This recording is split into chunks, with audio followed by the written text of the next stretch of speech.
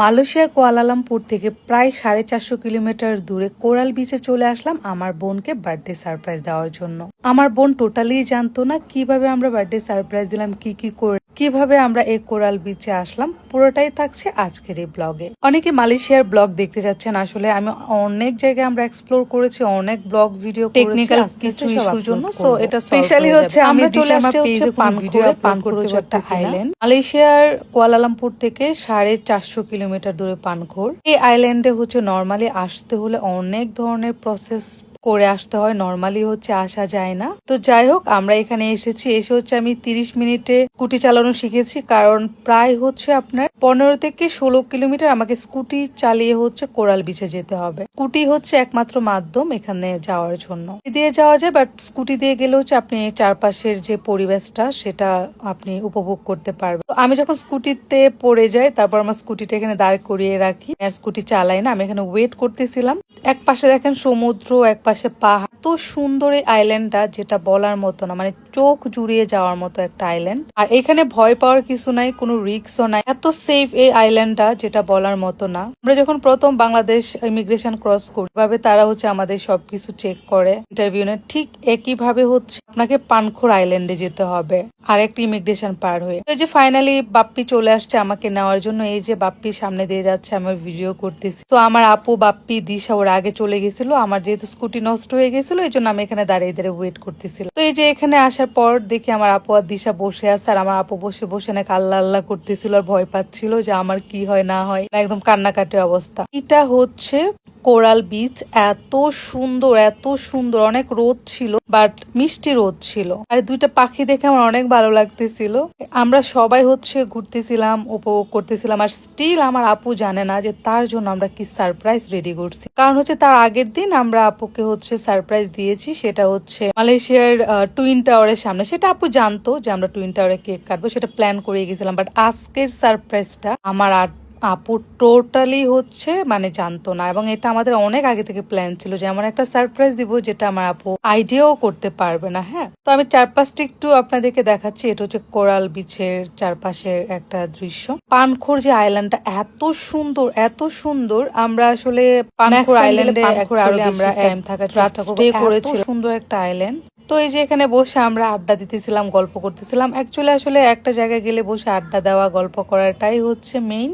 চারপাশে দেখি সবাই বসে খুব অ্যালকোহল খাচ্ছে। যাই হোক, দেশের বাইরে হচ্ছে যারা ফরেনার থাকে, এক এক কান্ট্রিতে হচ্ছে এক এক রকম রেস্ট্রিকশন নাই।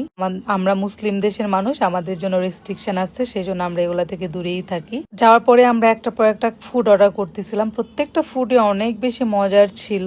খাবারের সাথে এই ধরনের পরিবেশ উপভোগ করাটার মধ্যে অনেক একটা শান্তি আছে, আসলে রিল্যাক্স। এই যে আমার আপুর জন্য এখানে আমরা আস্তে আস্তে এগুলা মানে সাজায় রাখতেছি। আমার আপু বুঝতেই পারতেছে না, এই যে এই পাশটাতে যখন হচ্ছে একদম ডুবে ডুবে যাবে, ওই মুহূর্তে হচ্ছে আপুকে আমরা সারপ্রাইজটা দিব। আর আমার মনে হয় যে আপু লাইফের এটা বেস্ট একটা সারপ্রাইজ হবে। আমার আপু কখনো জানতেই পারেনি এবং কল্পনাও করতে পারেনি।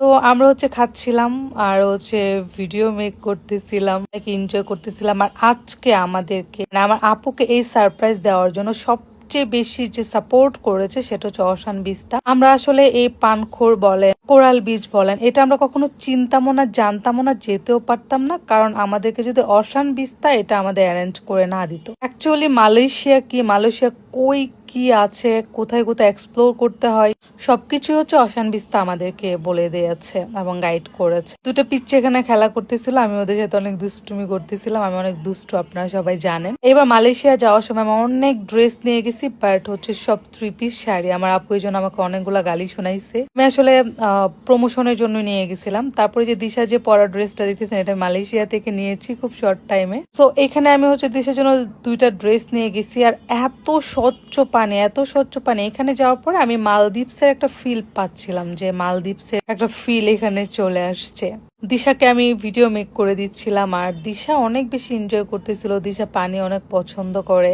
আসলে পানি দেখলে সবারই ভালো লাগে, পানি হচ্ছে স্বচ্ছ পবিত্র একটা জিনিস। ওইদিকে আমরা ওয়েট করতেছিলাম যে কখন হচ্ছে আমার আপুকে সারপ্রাইজ দেব। মামা ভাগ্নি যেখানে মজা হবে না সেখানে সেটা কি করে হয়। মামা ভাগ্নি তো খুব বেশি দুষ্টুমি করতেছিল। পানখোর আইল্যান্ডটা এত সুন্দর এত সুন্দর। কেউ যদি মালয়েশিয়া যান প্লিজ অ্যাটলিস্ট পানখোর আইল্যান্ডটা আপনারা অ্যাটলিস্ট ভিজিট করবেন। এত সুন্দর যেটা না দেখলে আসলে বুঝতে পারবেন না। মানে পানখোর সিটিটা অনেক সুন্দর, অনেক সুন্দর মানে আইল্যান্ড। এটা একটা দ্বীপ। আমরা হচ্ছে পানখোর আইল্যান্ডের জাস্ট আজকে গিয়েছিলাম কোরাল বিচে, বাট পানখোর যে এরিয়াটা এটা যে কি পরিমাণ সুন্দর। এই যে ফাইনালি আমার আপুকে আমরা সারপ্রাইজটা দিয়ে দিছি। আমার আপু টোটালি জানতো না, আর সারপ্রাইজ দেওয়ার ভিডিওটা আমার ফোনে নাই, এটা বাপ্পির ফোনে, আমি নিতেও ভুলে গেছি।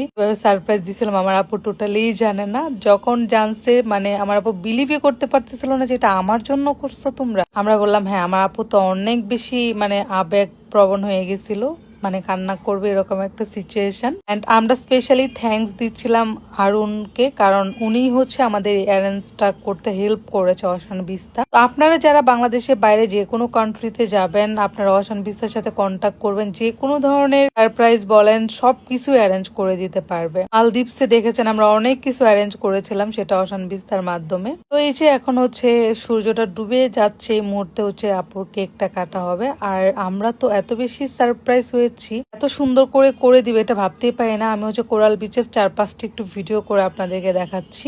তো আমরা এখানে বসে হচ্ছে আমার আপুকে মানে বলতেছিলাম যে এখন আমরা কেক কাটবো, আপুর ফিলিংস কি। আপু তো সেই হ্যাপি। তো এদিকে হচ্ছে আমরা একটু ভিডিও মেক করে নিচ্ছিলাম, আর বললাম না একদম যখন সূর্যটা একটু আস্ত যাবে ওই মুহূর্তে হচ্ছে আমরা কেকটা কাটবো। বাংলাদেশের বাইরে এই জায়গাটাতে এই ধরনের একটা অ্যারেঞ্জমেন্ট করা আসলে একটু এক্সপেন্সিভ। সবচেয়ে বড় কথা হচ্ছে কোরাল বিচে যাওয়া, এখানে যাওয়াটা যে কত জায়গায় কত কিছু আপনার চেঞ্জ করতে হয়েছে। আপনি অ্যাপেল জুস খাচ্ছিল, আর এখানে অ্যাপেল জুসটা অনেক বেশি মজার।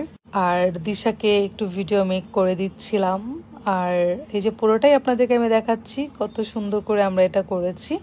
আমার আপুকেও ভিডিও মেক করে দিচ্ছিলাম। তারপরে এই যে কেকটা কাটা শেষ, এখন হচ্ছে আমাদের ফুড অর্ডার করা হয়েছে, আমরা এখন ফুড খাবো।